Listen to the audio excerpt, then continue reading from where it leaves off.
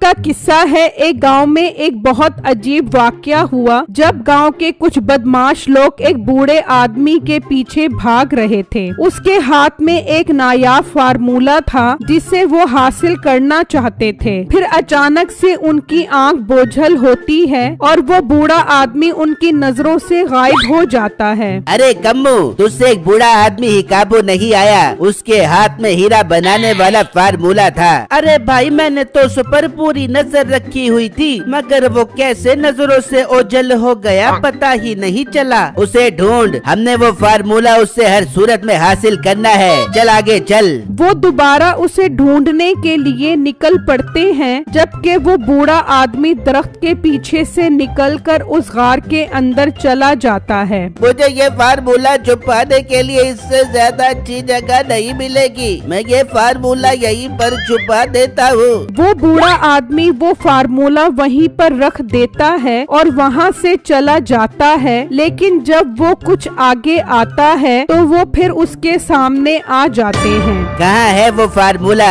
जल्दी से हमें दे दे वरना हम तुझे मार देंगे। मेरे पास वो फार्मूला नहीं है। झूठ मत बोल, वो फार्मूला तेरे हाथ में ही था। हमें दे दे, तेरे हक में यही बेहतर है, वरना तुझे अपनी जान से जाना पड़ेगा। अपनी जिंदगी चाहता है तो ला मेरे हवाले कर दे वो हीरा बनाने वाला फार्मूला। वो फार्मूला तो मैं खा गया, अब कुछ नहीं हो सकता। क्या? वो फार्मूला तू खा गया? अब तेरा इस दुनिया में रहने का कोई फायदा नहीं। मार दो इसे। वो उस बूढ़े आदमी को मार देते हैं और वहाँ से चले जाते हैं। लेकिन अब वो हीरे वाला फार्मूला कहाँ है, ये एक राज ही रह गया था। मालिक, मैंने आपके जूते भी पॉलिश कर दिए हैं और कपड़े भी इस्त्री कर दिए हैं। बहुत अच्छा किया तुमने। तुम मेरे सारे काम मेरे किए बगैर ही कर देते हो, मुझे बहुत खुशी होती है। मालिक, आपकी खिदमत करना तो मेरा फर्ज है। आखिर आप मेरा इतना ख्याल जो रखते हो। तभी उस राधा सेठ का छोटा भाई आ जाता है। ओ कम्मू, कहाँ से आ रहे हो तुम? कहीं तुम उस बदमाश के साथ तो नहीं थे? अरे नहीं भाई साहब, मैंने आपको कितनी बार कहा है अब मैं उसके साथ नहीं रहता। आपको मेरी बात पर यकीन क्यों नहीं आता? छोटे मालिक बड़े मालिक जो कहते हैं वो आपके फायदे के लिए ही तो कहते हैं। वो बदमाश मीठा ठीक नहीं है, वो आपको कभी न कभी बहुत बड़ा नुकसान पहुंचा सकता है। अरे ओ मुंशी, तू नौकर है, नौकर बनकर ही रह। ज्यादा बड़े भाई के सामने अपने नंबर बनाने की जरूरत नहीं है। आई बात समझ। कम्मू, ये तुम बात किस तरह कर रहे हो? मुलाजिमों से ऐसे बात नहीं करते। तो मुलाजिम को भी अपने काम से काम रखना चाहिए। इसका काम सफाई सुथराई करना है, आपको मक्खन पालिश लगाना नहीं है। अच्छा अच्छा कम्मू, तुम अंदर जाओ और बेटो तुम मेरे खाने का इंतजाम करो। वहाँ मीठा जब अपने घर आता है तो उसकी बीवी कहती है, अरे मीठे, क्या हो गया? तेरा मुंह क्यों लटका हुआ है? अरे बेगम, तुझे क्या बताऊं, वो हीरा बनाने वाला फार्मूला हमारे हाथ ही नहीं लगा। वो भूखा बुड्ढा वो फार्मूला ही खा गया। अरे तो मीठे, उसका पेट फाड़ कर उसके अंदर से निकाल लेता।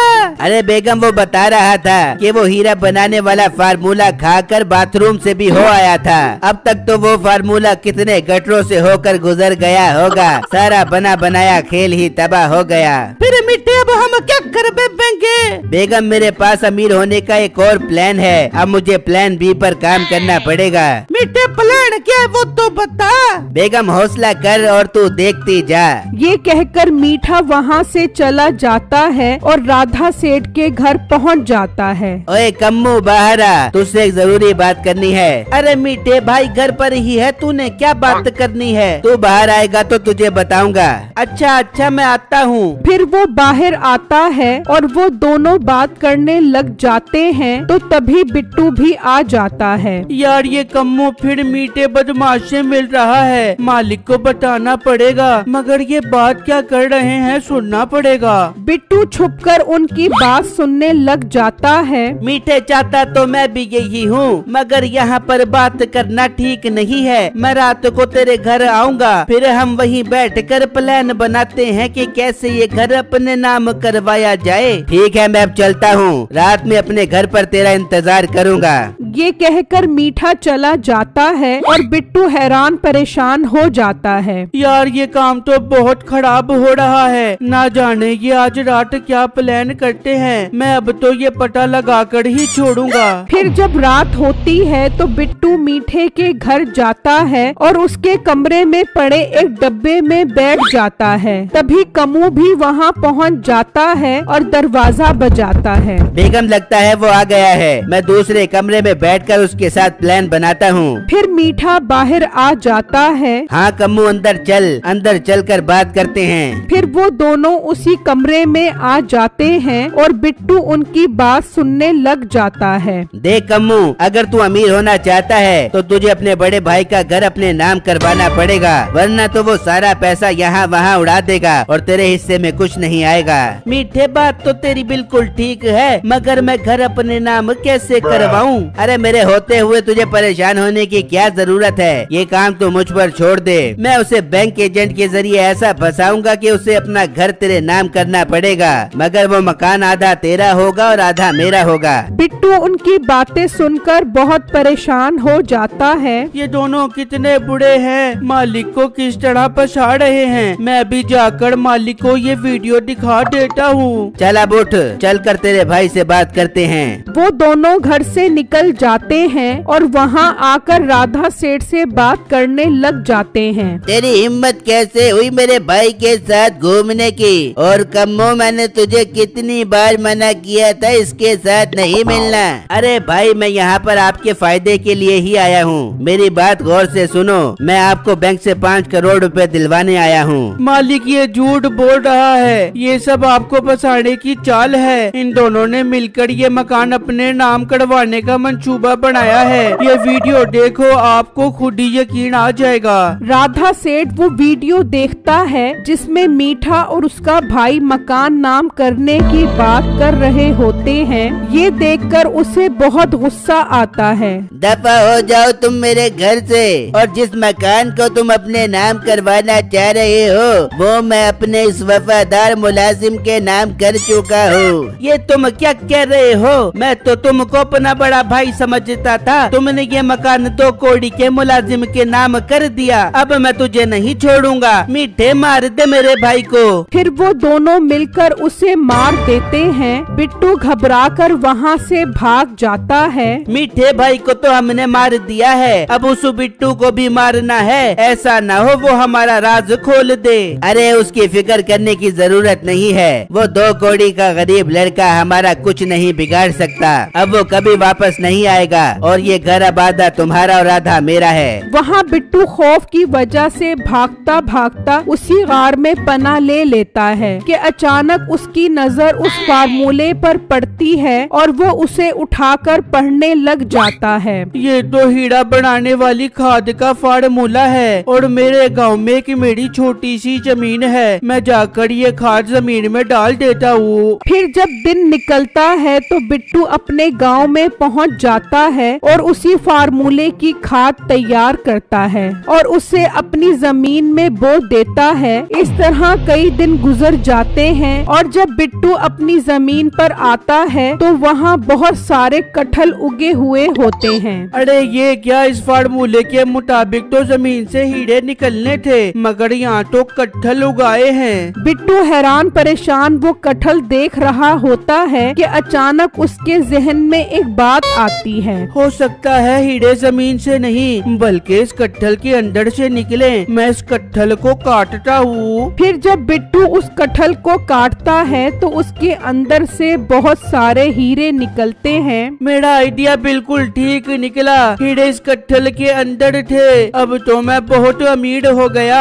अब मैंने उन दोनों को सजा दिलवानी है जिन्होंने मेरे मालिक को मारा है। बिट्टू जल्दी से अपने एक दोस्त के पास जाता है और उसे सारी बात समझा देता है। पर बिट्टू, जब मैं उसके पास जाऊंगा और उन्हें फार्मूले का बताऊंगा तो उन्हें शक नहीं हो जाएगा। अरे नहीं नहीं, वो एक नंबर के लालची हैं। उन्हें शक नहीं होगा, बल्कि वो मेरा पता पूछते पूछते यहाँ तक पहुँच जाएंगे। ठीक है बिट्टू, मैं आज शाम में ही भेष बदल कर उनके पास जाता हूँ। फिर शाम होते ही बिट्टू का दोस्त भेष बदल कर उनके पास पहुँच जाता है। ओ हेलो, कौन हो तुम और मुंह उठाकर कहाँ चले आ रहे हो? अरे भाई, यहाँ पर बिट्टू नाम का लड़का रहते, उसको बुलाओ, हम उससे एक जरूरी काम करना बाकी है। बिट्टू नाम का लड़का यहाँ पर नहीं रहती। वो तो काफी दिनों पहले यहाँ से चली गई। ओ हेलो, वो कहाँ चले गए? क्या तुम हमको बता सकते हैं? वो कहाँ चली गई हमको नहीं पता, अब तुम यहाँ से जा सकती है। मगर तुम्हें काम क्या है उससे?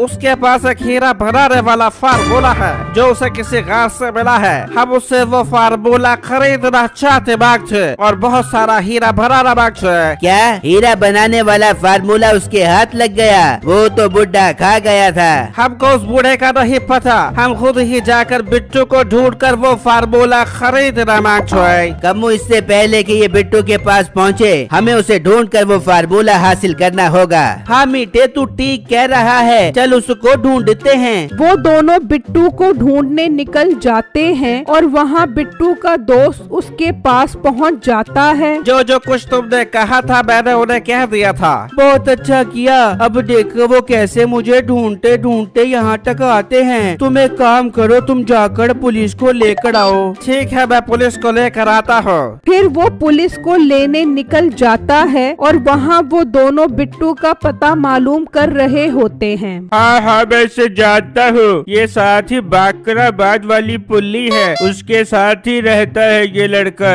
बहुत बहुत शुक्रिया भाई आपका। चल कम्मू, चल उसके पास। वो दोनों निकलते हैं और बिट्टू के पास पहुंच जाते हैं। ये तुम दोनों मेरे पास क्या करने आए हो? बिट्टू हमारे प्यारे भाई, हमने सुना है कि तुम्हारे हाथ हीरा बनाने वाला फार्मूला लग गया है। हाँ बिल्कुल लग गया है, मगर तुम क्यों आए हो मेरे पास? अरे बिट्टू, वो फार्मूला तो बुढ़ा आदमी खा गया था, फिर तुम्हारे हाथ कैसे लगा? जी नहीं, वो फार्मूला उस बुढ़े ने गाड़ में रखा था, मैंने वहाँ से ये फार्मूला लिया था, मगर हमने तो उस बुढ़े को मार दिया था।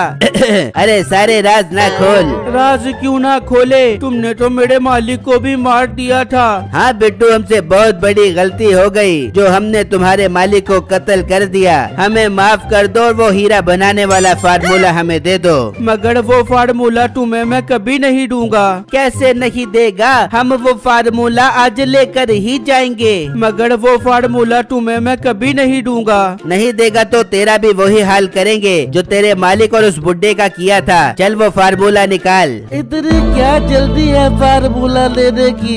अरे चलो आराम से तुम्हें फार्मूला देता हूँ। पुलिस इंस्पेक्टर साहब, हम फार्मूला तो नहीं मांग रहे, आज मूला मांग रहे हैं। पेट में बहुत दर्द हो रहा है। हाँ चलो थाने, आज मूला तुम्हें देता हूँ, डंडे पर लगा कर ना घर। इस तरह बिट्टू की अक्लमंदी से वो दोनों अपने अंजाम को पहुंच जाते हैं।